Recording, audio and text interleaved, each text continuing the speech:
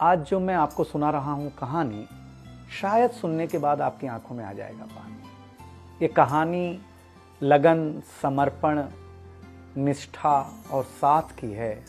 ये कहानी जितनी मेरी है उतनी ही आपकी है। इस कहानी का जो मुख्य किरदार है वो हमारे आपके जीवन का आधार है।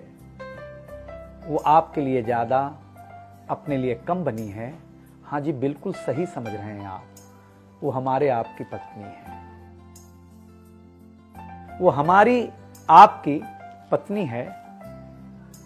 कभी आपने सोचा कि वो आप एक के साथ रिश्ता जोड़ा था, लेकिन एक के साथ रिश्ता जोड़ने के लिए उसने घर, गली, आंगन, मोहल्ला, सखी, सहेली, माँ बाप, न जाने कितनों रिश्तों से अपना मुंह मोड़ा था।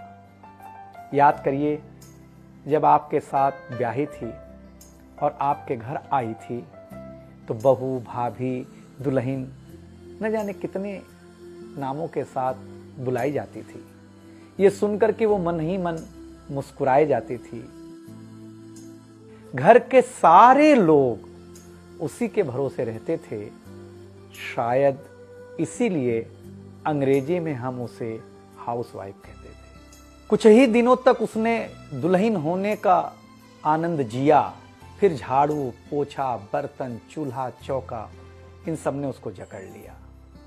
रोज हमारे लिए नाश्ते से लेकर खाने तक कुछ खास रखना, हमारी लंबी उम्र के लिए न जाने कितने उपवास रखना। कुछ महीनों बाद किलकारी गूंजी तो सारे ख्वाब सजे। वो मां बनी तो हम भी बाप बने।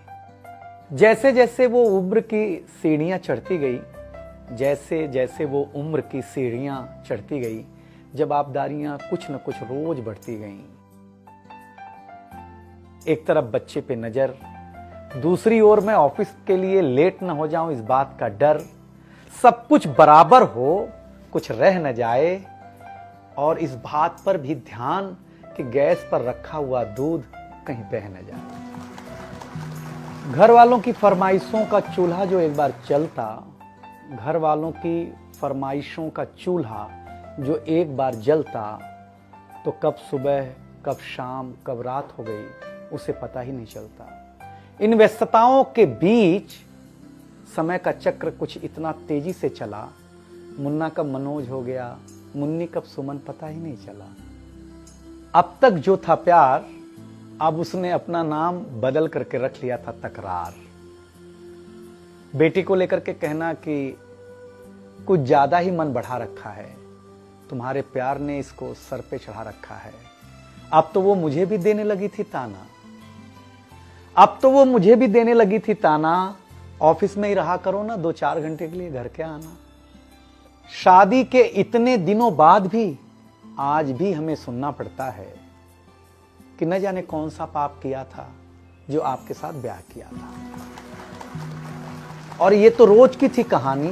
कितना जोर से कहना कि घर के सारे सदस्य सुन लें कि एक दिन बीमार होती हूं ना, तो एक दिन बीमार होने पर किसी को कोई देता नहीं है 1 गिलास पानी, लेकिन जैसे ही उसे आपके तबीयत खराब होने का होता आभास, आकर के बैठ जाती थी आपके पास।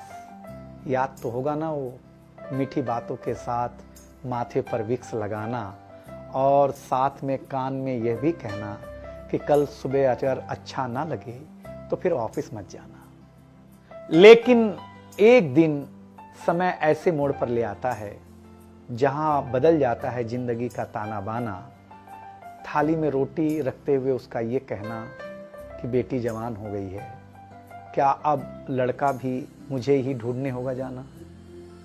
शादी तय हो जाने के बाद 1-1 रुपया जोड़ना, पैसे कम पड़ने पर खुद का कंगन तोड़ना, सब कुछ हो जाएगा मुझे ढाढ़स बढ़ाना, सब कुछ हो जाएगा मुझे ढाढ़स बढ़ाना।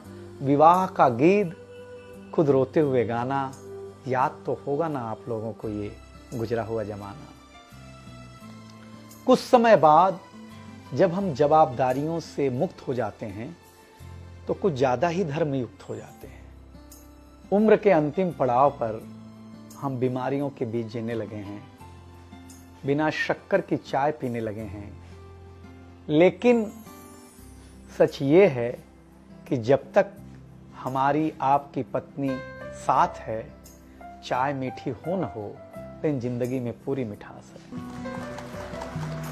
जबकि पत्नी के बारे में बहुत कम लिखा गया है, हर जगह माँ का ही गुणगान है। मैं मानता हूँ कि माँ महान है, लेकिन आपके जीवन में आपकी पत्नी का भी महत्वपूर्ण योगदान है। तो आपसे निवेदन इतना सा है कि आप अगर घर पर हों या घर पर जाएं, तो अपनी पत्नी का हाथ हाथ में रख करके संतोषानंद जी का लिखा हुआ एक गीत गाएं कि तू धार है नदिया की, मैं तेरा किनारा हूं, तू मेरा सहारा है, मैं तेरा सहारा हूं। आंखों में समंदर है, आशाओं का पानी है, जिंदगी कुछ भी नहीं, तेरी मेरी कहानी।